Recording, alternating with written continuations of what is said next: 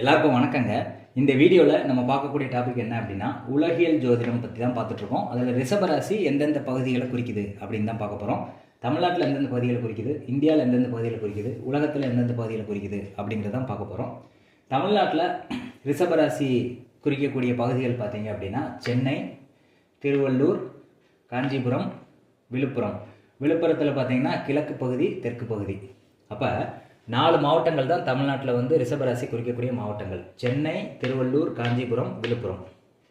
அடுத்து இந்தியாவில் வந்து ரிஷபராசி எந்தெந்த பகுதியில் குறிக்குது அப்படின்னு பார்க்கும்போது வங்கதேசம், அதுக்கடுத்து உத்தரப்பிரதேசில் வந்து கிழக்கு பகுதி, பீகாரில் வந்து வடகிழக்கு பகுதி.